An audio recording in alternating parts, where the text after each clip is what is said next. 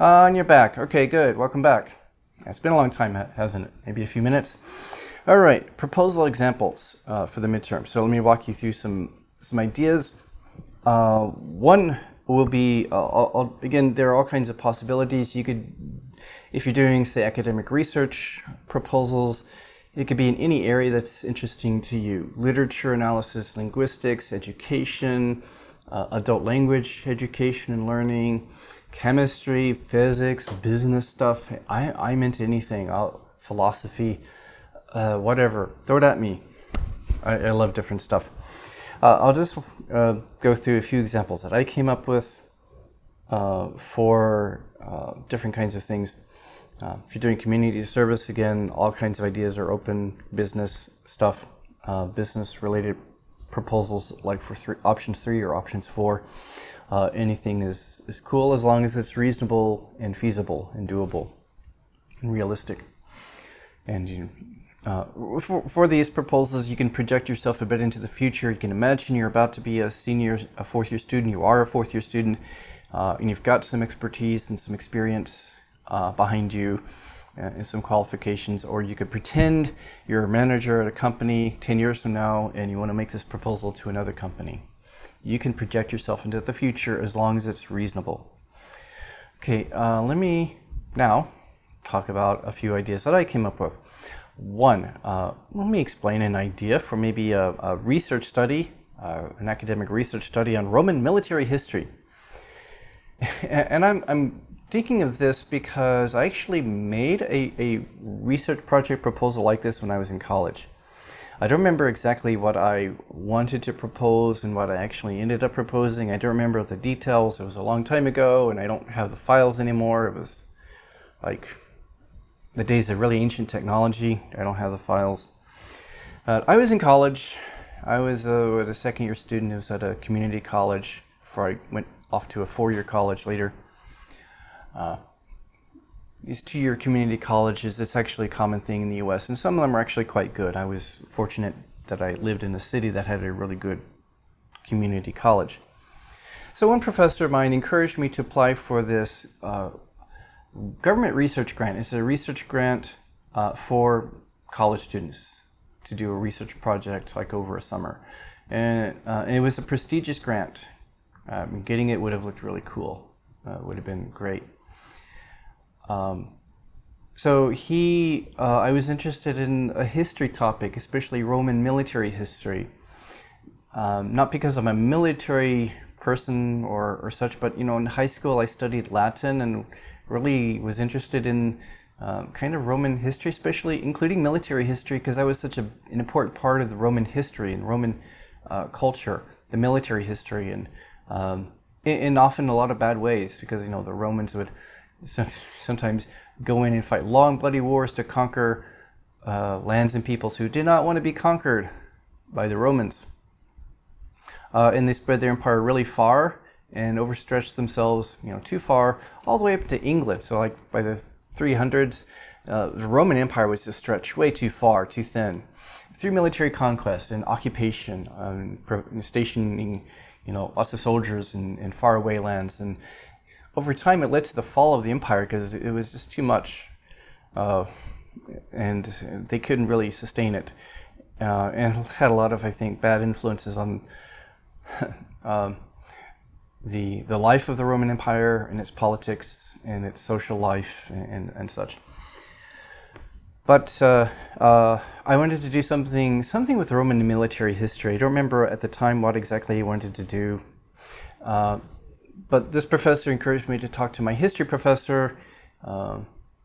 And my history professor was really not interested in military history for some reason. I'm not sure why. So he kind of steered me into a different direction, a direction I wasn't really interested in. Something more with like Roman literary history and literature. It wasn't really what I wanted to do, but because I needed him as a sponsor, I did it anyway, submitted it, and I didn't get it. And actually, I'm glad I didn't get it because because at the time I wasn't sure, but I was going to be moving to another state, it turns out, over the summer and all that, so it wouldn't have been a good idea. And I just wasn't interested in the topic that this professor forced me to go into, this other direction I didn't really want to. So when I didn't get it, I was kind of relieved. Oh, good, I don't have to do this stupid thing. I got on with my life and moved and started life in a new university. But okay, for an example here, let's imagine I'm a student and I'm going to propose a project on Roman military history and Etruscan influence. So if you've ever heard of Tuscany, a province in Italy, the name comes from an old civilization in the old days of the Roman Empire. Before it was an empire, it was just a city-state and a republic. Just north of them, there was this province of people who spoke a very different language and had a different culture called the Etruscans. And over time, Rome grew and they conquered the Etruscans, and eventually their language died out, which is really sad. Romans didn't mind doing that. But we realize, okay, there's some influences of Etruscan culture on Roman culture, but what about military influence? Yeah, we know that the Romans, their military conquered the Etruscans. Did the Etruscans influence Roman military culture and development? Who knows? I don't know. I haven't looked into it. It's just a cool idea, I thought. So I give a brief overview of my research idea, then explain my qualifications. So for this sake, let's say I'm still good at reading Latin documents. Let's say not anymore, but let's say I'm good at reading Latin documents and ancient history and scholarship on ancient history of the early Roman period, the early Roman civilization. So my research problem or question is, well, how did the Etruscans influence Roman military history and culture and weapons and stuff like that? Did the Romans adopt something from the Etruscans? And I'll show maybe the problem is, okay, it's not really discussed in history books and history scholars, but maybe some literature people have done, or language scholars have done some work on this that I could start with. I could show that there's kind of a need for a better understanding of this. So I'll do kind of a brief literature review. For purposes of this assignment, just one paragraph would be enough for this. A brief literature review. By literature, I don't mean like Shakespeare. I mean research literature, what scholars have written about this topic. I'm not going to require you to do a lot of research on this, but just a little bit of a background on it's basically background on the problem that you're looking at. What have, say, scholars written about this? And what are some things we don't quite understand still? So I would give a brief lit review and provide some kind of a rationale. Okay, there's not much of an explanation or discussion of this in history texts and history scholarship. Let's do it. We need this. We need a better understanding of, this probably important aspect of the early days of the Roman civilization before they became a big power. Solution, or in this case, is more of a hypothesis. I think there was some influence in maybe their military practices or their weapons. I think there was some influences, and I'll, cite some sources to say why. Maybe I could talk about maybe modern models in political science about military influence and social and cultural influence, political influence maybe perhaps. So I'll have specific goals, objectives, outcomes. I expect to maybe identify whether or not this happened, whether or not there was this kind of influence or that kind of influence between the Etruscans and the Romans, and maybe their military practices or their strategies or their weapons or their military structure, military command. I can say these are areas where I'm going to look for possible influences and find evidence that this influenced that. So I can specify specific hypotheses. I might find this and this and this. This may be one thing I could do. Regardless of what I find, what are the implications and importance? Well, this would be a better understanding of how a weaker nation can still influence a bigger nation in its military or its political politics, and make connections with today through maybe some kind of model that political scientists use or international studies scholars use. Budget timeline, maybe I need to travel somewhere, I need to acquire some books, I need to read some ancient Latin literature, look at Etruscan scholars who study the Etruscan civilization, and maybe interview or consult with expert scholars in the field, something like that. Another idea would be I could look at a comparison of Roman imperialism, its imperial military policy in conquering and occupying as many other lands as it could, and compare this with American imperialism. And are we seeing when Rome started to break down as a result of its imperialism and stretching itself too thin, are we seeing the same thing now with the American empire? Are there comparisons that can be made to understand what's happening to the US right now? Now, for a doable paper, I might want to focus more on economic effects on the empire, or geopolitical costs, geopolitical problems as a result of Roman and American imperialism. I can compare with each other, Roman, American, or social costs, how it affects society, the country, due to its military policy, negative influences on the society.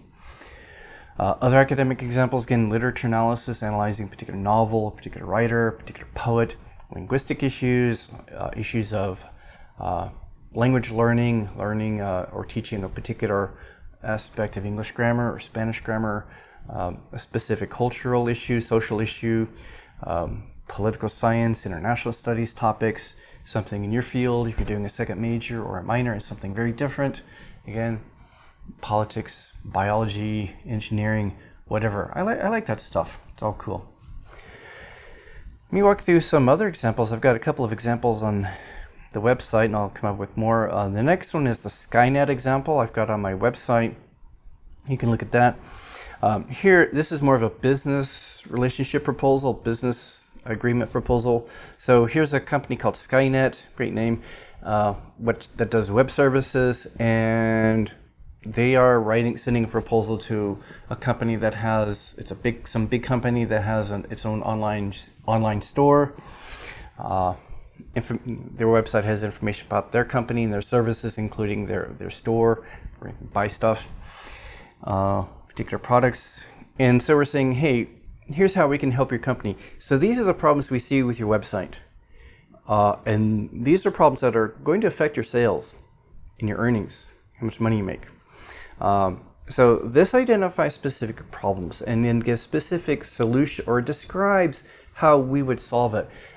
This is kind of how we can address this problem with your website and that problem with your website in general enough terms. I cite a couple sources. I'll talk more about sources later in another video. Well, these are our qualifications. Well, we have these different kinds of experts working in our company. We have linguists, we have communication experts, we have user interface, like how users interact with maybe software or website, user experience experts who can help you to make your website better, who can help you provide much better information on your website about the products you're selling, and in a way that's much more organized for different users who have different needs for different kinds of information about your product. These are how we can help you. There's a bit about the budget and the timeline and expected benefits. What are expected benefits? Well, we've worked with other clients in the past and they've seen up to 20% increase in their sales. And we expect we can do the same for you. This is a timeline. We can continue to offer more services later up to a point if you want to. It's up to you. After we spend 1 month redesigning your website, we can keep doing some kind of quality control and management for like 2 months, 4 months, 8 months, whatever, like 2 years, whatever you want. There are quotes, estimated costs, and kind of an invitation. Please contact us to discuss how we can help you, and how we can enter into a formal agreement for a working relationship. And then sources, I footnoted sources, so you can footnote a couple of sources. Another example here, this is for a physics and engineering research project.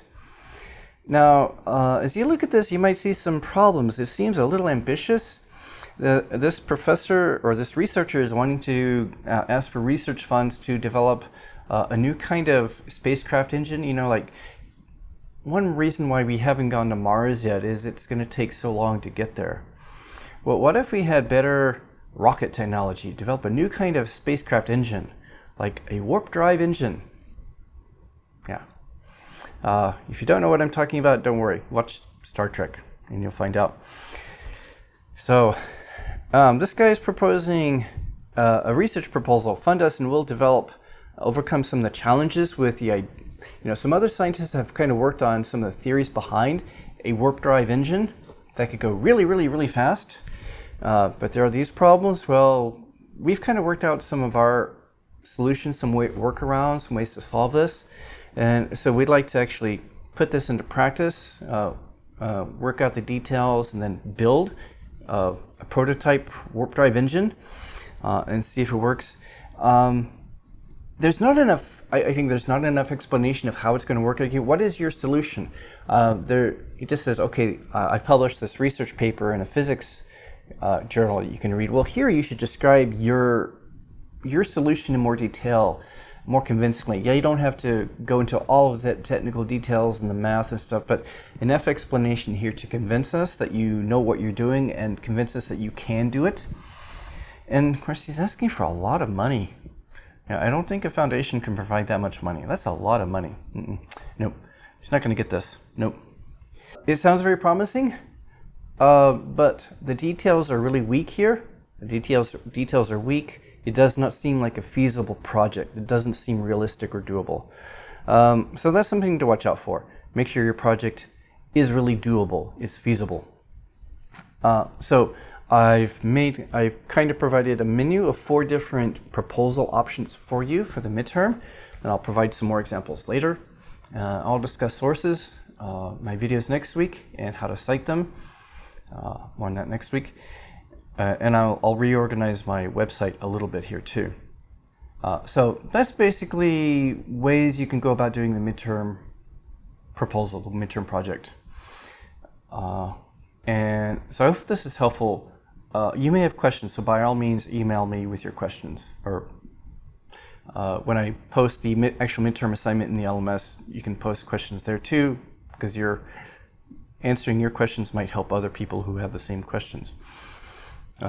Or email them to me, and if there are enough, I can, of course, respond to your email, but maybe also address them in a future video.